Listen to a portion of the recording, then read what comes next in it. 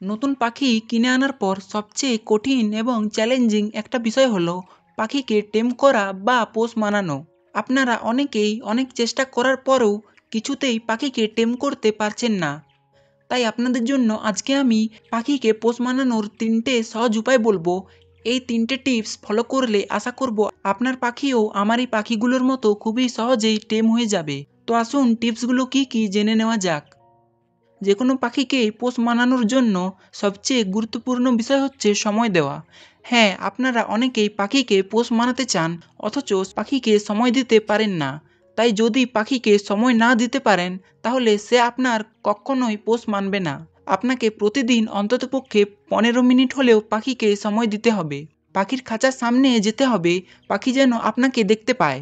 পাখিকে খাবার খেতে দেওয়া, খাবার জল পরিবর্তন করে খাঁচা পরিষ্কার করা, সব কিছু আপনাকেই করতে হবে। এতে করে পাখি আপনার প্রতি যে ভয়টা আছে সেটা দূর হয়ে যাবে আর খুব সহজে আপনার পোষ মানবে। তবে এটা 1-2 দিনে হবে না, মিনিমাম 15 দিন থেকে 1 মাস সময় লাগতে পারে। এক্ষেত্রে আপনার জন্য বেস্ট হবে আপনি যদি পাখিগুলোকে নিজের রুমে নিয়ে গিয়ে রাখেন। এক্ষেত্রে পাখি শুধু আপনাকে দেখতে পাবে আর আপনার প্রতি পাখির বিশ্বাস জন্মাবে। আর এতে করে পাখির পোষ মানার চান্স অনেকটাই বেড়ে যাবে। অযথা পাখিকে ডিস্টার্ব করবেন না বা ধরাধরি করতে যাবেন না। অনেকে পাখিকে ধরেন আর বিরক্ত করেন। এই কাজটা করলে পাখি চরম ভয় পেয়ে যাবে, আর পাখি যদি একবার ভয় পেয়ে যায় তাহলে তাকে পোষ মানানো খুবই কঠিন হয়ে যাবে।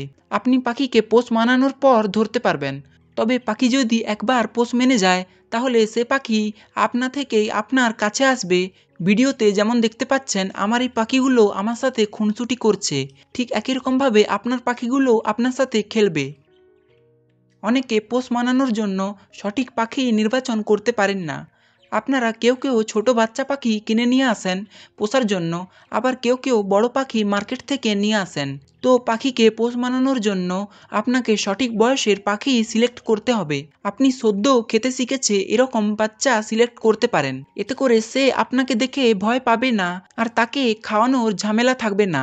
আসলে হ্যান্ড ফিডিংয়ে থাকাকালীন কোনো পাখির বাচ্চা আপনি যদি নেন তাহলে তাকে খাওয়ানোর খুবই মুশকিল হয়ে যাবে।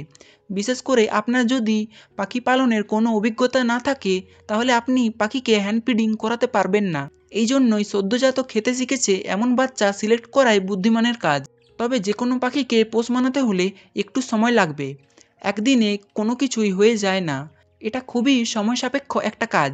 আমার এই পাখির বাচ্চাগুলোকে পোষ মানাতে 1 মাস সময় লেগে গিয়েছিল। আপনাকে হাল ছেড়ে দিলে হবে না।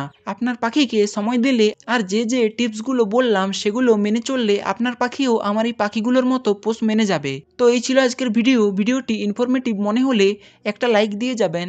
আর এই চ্যানেলে যারা নতুন এসেছেন অতি অবশ্যই একটা সাবস্ক্রাইব করবেন। কারণ আপনাদের একটা সাবস্ক্রাইব আমাকে ভিডিও বানাবার জন্য অনেকটাই মোটিভেট করে। তো চলুন আপনার শখের পাখিগুলোর সুস্থতা কামনা করে আজকে এখানেই বিদায় নিচ্ছি। দেখা হবে অন্য কোনো একটা ভিডিওতে।